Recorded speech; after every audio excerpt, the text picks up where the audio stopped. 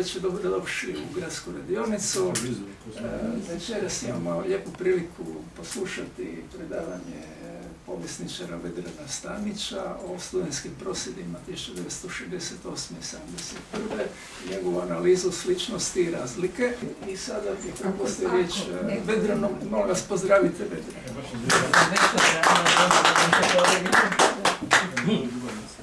Dobro večer svima. Evo, ko me ne zna, ja sam Vedran Stanić, diplomirao sam povijest na Sveučilištu u Zagrebu, na Filozofskom fakultetu. Ovo je tema mog diplomskog rada.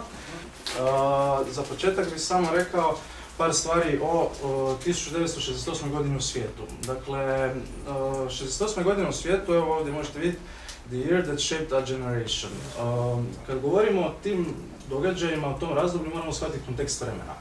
Dakle, shvatite da recimo do tada zapravo rijetko se kad događa masovna okupljanja, pogotovo mladih ljudi, kao što recimo u Washingtonu bilo 20.000 ljudi maršira gradom, traži slobodu od ženskih prava, borba za crnačka prava, sam hippie pokret 60. godina već postoji. Dakle, kuhalo se od samih tih borba za crnačka prava, za prava žena.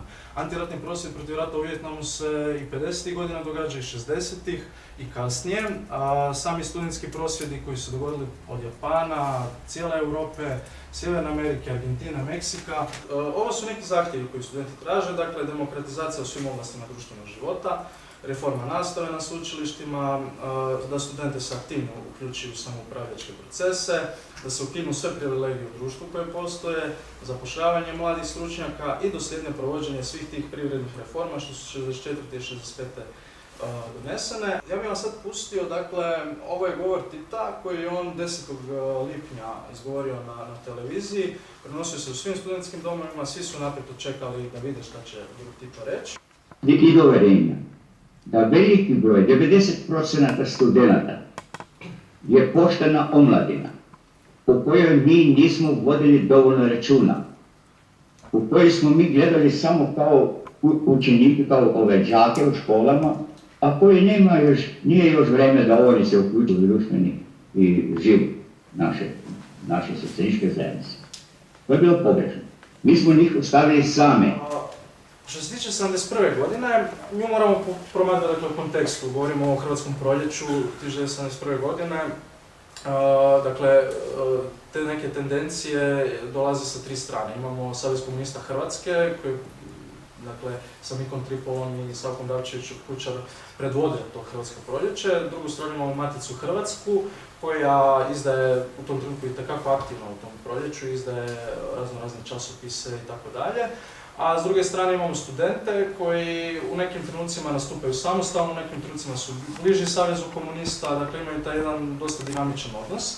Problem je bio taj devizni režim i osuđuju one koji lijevu hrvatsku inteligenciju žele prikazati nacionalistima i šovinistima. Velika razlika je, dakle vidjeli ste što je Tito rekao 68. a 71. dakle Tito u nijednom trenutku zapravo ne podržava studente. Oni s druge strane itekako traže njegovu podršku jer je, dakle, Tito je glavna legitimacijska osnova. Ako vam on da podršku, uopće nije bitno šta će neko iz partije reći.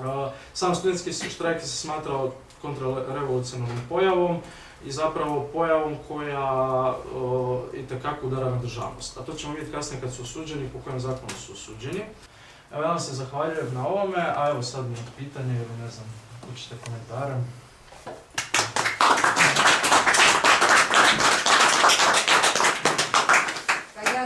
Rekla samo, rekao si da radnička klasa nije bila zainteresirana i da nije bila informirana.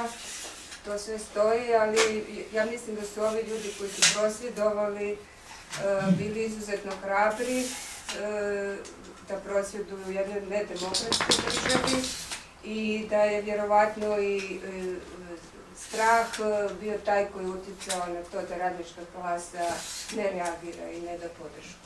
Pa sigurno, da. Međutim, stvar je u tome što moramo razumjeti kontekst. Dakle, Jugoslavija nije ista 50-ih, 60-ih, 70-ih, 80-ih. Vi da ste 50-ih pokušali ovako nešto, gadno bi nadrapali. Međutim, 68. ste ipak mogli.